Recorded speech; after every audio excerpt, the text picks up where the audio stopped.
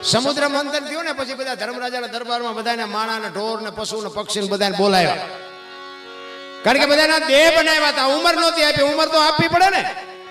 એટલે બધા એમ બેહી ગયા, માણા આમ છેલ્લે બેઠેલો, અને અહીંયા ધર્મરાજાના દરબારમાંથી હુકમ થયો બધાને 40 વર્ષની ઉંમર આપી દીધી.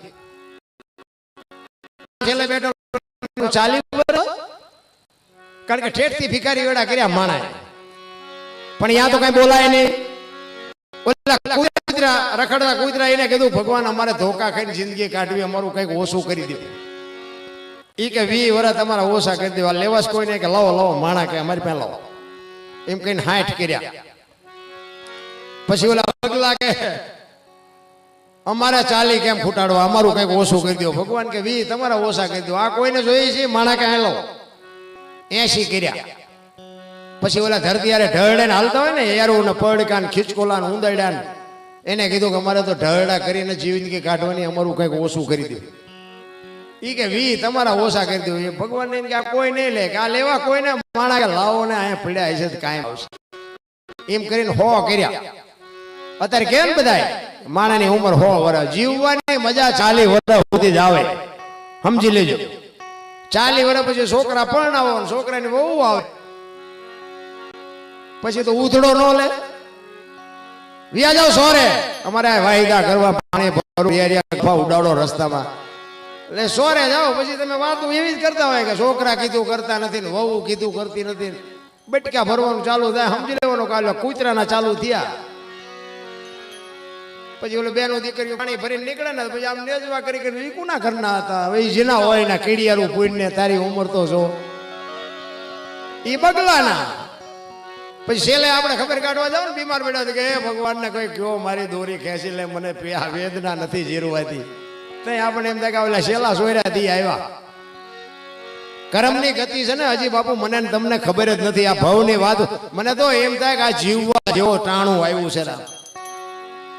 અત્યારે તમે જોવો તો ખરા, કેવી દુનિયા, વાહન મકાન રૂપિયા લોટા હવામાં ઉડે, વગર દોડે વાતું થાય, હિલોળા કરે એવું છે. છોકરા કાજુ બદામ ની ઓગસ્ટ કરે, બોલો આપણને પારલે નથી જીવે એવું નથી. થીગડા ઉપર થીગડા ઠપકારી ઠપકારીને બાપુ મોટા થયા. આમાં થીગડા વાળું કોઈ પહેર્યું હોય મને દેખાડો, તોય બધા રોવે જ છે. હાર અમારી પાસે કઈ નથી, અમારી પાસે મરો કઈ ન હોય. એક આંગળી જાય એટલું ફાંકું હોય ને તો આપણી માવડી એમ કે લાય લાય બટા હું તને 2 ટાંકા લઈ દઉં. દેહના પ્રદર્શન તેદી માવડીયું જણની નહોતી કરવા. અત્યારે ફાટલા પહેરવાનું ચાલુ છે. ઓલા માથા વ્યા જાય એવડા એવડા, ઓલા જીન્સના પાટલોનમાં નાળિયેર હોવાનું વ્યું જાય, બોલો એટલે. અને પાછા એને હારા વાળા કે બોલો કે આ પૈસા વાળા, એટલે ફાટલા પહેરવાનું પૈસા વાળા. જોવો તો ખરા હું તું હાલ્યું. આપણે એમ થાય ઘરે તમારી ભલે તમે ચોખ્ખું ઘી લઈને આમ બજારમાં રાડ્યું પાડજો. 5 કિલો ઘી હોય ને, ચોખ્ખું ઘી છે, ચોખ્ખું ઘી જો ખપે તો મને કહેજો. અને દારૂ તમે જોવો તો બાવળિયામાં પીપડા ખાલી થઈ જાય છે. આ મારા ને તમારા અનુભવની વાત છે ને. 5 પીપડા એટલે 1000 લીટર થયો. 1000 લીટર દારૂ ખપે છે, 5 કિલો ઘી નથી ખપતું. જોવો તો ખરા બાપુ દુનિયા હાલી જાય. હું તો એમ કહું વ્યસન થી થોડાક આગળ રહે. અને વ્યસન, અને આ જે મેં કીધું ને એની જે બરબાદી છે ને, એ તમારે જોયું હોય તો હાલો મારી ભેગા, હું તમને દેખાડું કેટલી બરબાદી છે. હો વીઘા જમીન વહી ગઈ, જણ પી પીને વહી ગયા. હવે બેનો એમના જે 2-3 છોકરાઓ છે ને બાપુ, ઈ બાયોની જે અત્યારે દશા છે, હાલો હું તમને દેખાડું કેટલી બરબાદી છે ને કેટલું પતન છે. તમારે જોવું હોય તો મારી ભેગા આવો. હું આ કોઈ તમને શિખામણ દેવા નથી આવ્યો કે તમે કદાચ પીતા હોય ને મૂકી દો ને 5 રૂપિયા બચે મારા ઘરે કઈ તમે દેવા નથી આવવાના. પણ આ તો મેં બરબાદ થતા જોયા છે એટલે કહું છું કે આ ધંધો ન કરે. મેં કીધું એમ, હું ખટારાનો ડ્રાઈવર બાપુ બીજા રાજ્યમાં ગયો હોય અને દારૂ પીધા વગરનો કોઈ દરબારનો દીકરો હોય બાપુ મને એકાદો દેખાડો. મને આવરાવનારા ને પાનારા નહીં મળ્યા હોય. સિદ્ધાંતથી જીવાય ને ભલામણ. બાકી ખાવા પીવાની દુનિયામાં ક્યાં વસ્તુ થોડી છે. અને પીવે એની બાપુ મજા જુદી હોય. હા, બુસ્કોટ ખંભે હોય. આપણે એમ કે મોદી સાહેબ નું કામ હોય કે આપણે અત્યારે કઈ કામ નથી, હવારે ભેગો થઈ જાય ઘરે આવે બૈરા રોટલા ને મોડું મારી નાખી તું બીજું કહે શું ભલામણ આવે તું બૈરા માથે તું આ કરીને અને પછી બૈરા બજારા આરામ આવતની દીકરી હોય દવા પીવે ને કાંઈ પડે પછી થઈ જાય ધોયેલ મૂળા જેવા પછી કે આપણે બધું મૂકી દીધું હવે તો એમ મૂકો છોડીને આવડે નહીં સાનકી છોકરા રે નહીં સાના હાથ વચ્ચે ઘર ભાંગે પછી ખપ પડે ઘટીમાના પછી માયું રોટલા દે ત્યાં સુધી તો રોટલાય ન દે અરે જીવન મળ્યું છે જેટલું જીવાય એટલું આનંદ કરો મોજ કરો બાકી તો એવા બુદ્ધિના ગાળ એક ભાઈ આમ આમ દિવાલમાં ખીલી મારતો હતો ખીલી ઊંધી ખીલી રાખી માથું દિવાલ કોઈ નાની કોઈ મારે અને પાછો રિયો બબડે એ કે કારખાના વાળામાં બુદ્ધિયું ક્યાં છે કે ઊંધિયું ખીલ્યું કાઢ્યું એનો ભાઈ અહીંયા ગયો કે હું કે ખીલ્યું છો ને કે ઊંધિયું કાઢ્યું એનો ભાઈ કે તારામાં બુદ્ધિ નથી એ કે કેમ એ કે આ દિવાલની ક્યાં છે આ દિવાલની છે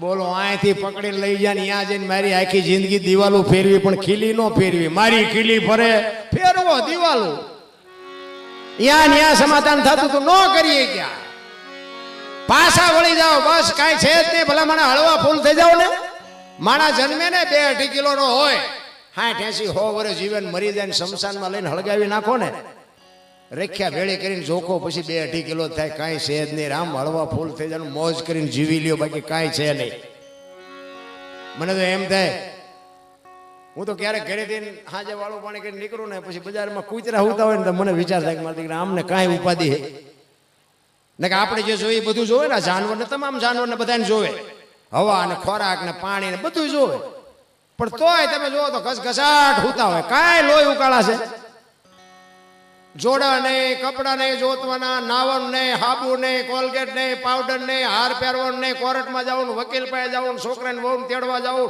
હકમણ કરવું ધાબુ ભરવું ટ્રેક્ટર લેવું ખેતર લેવું કાંઈ લોહી ઉકાળા છે તો આપણે જે જોઈએ બધું આપણા અને આપણી માં જેટલો પ્રેમ કરે ને એટલો જ જાનવર એના બચ્ચાને પ્રેમ કરે છે હું એટલા માટે કહું છું તમે 5 સભ્યો હોય ને ઘરમાં કે 10 તમે રાતના 2 વાગે આવો ને બાપુ આખું ઘર ખાઈને હોતું હોય બાપુ એક જ ભા ભૂખી બેઠી હોય હજી મારો દીકરો નથી આવ્યો મારા દીકરાને વાહન મળ્યું છે કે નહીં મળ્યું હોય મારા દીકરાને ખાવા મળ્યું છે કે નહીં મળ્યું હોય એવી જો બાપુ અંતરથી ચિંતા કરતી હોય તો તમારી જનેતા બાકી કોઈ નહીં અને તમે સુખી થાવ તમારો વ્યવહાર બરોબર હાલે મારા દીકરાનું ગાડું વ્યવસ્થિત હાલે એવી અંતરથી જો કોઈ ચિંતા કરતું હોય ને તો તમારી જનેતા બાકી હગો ભાઈ રાજી નથી લખવું હોય તો લખી લેજો ઈ માં મોટે બોલો માં હાથે નાનપણ સાંભળે ઈ મલક બધાની મજા પછી કડવી લાગે કાગડા બાપુ માં વહી જાય ને પછી રોએ ભેગું નથી થવાનું છત્રપતિ શિવાજી મહારાજ બાપુ માં ભગવતી જીજાબાઈએ જેથી કામતરું કર્યું ને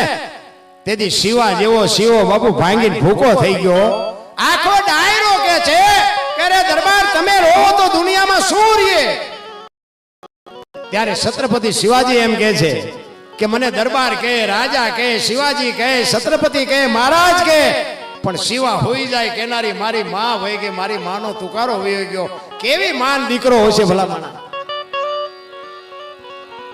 શિવો જન્મ નો હોત ને તો આપણા હિન્દુ અહીંયા હિન્દુ ધર્મ નો હોત વિચાર કરજો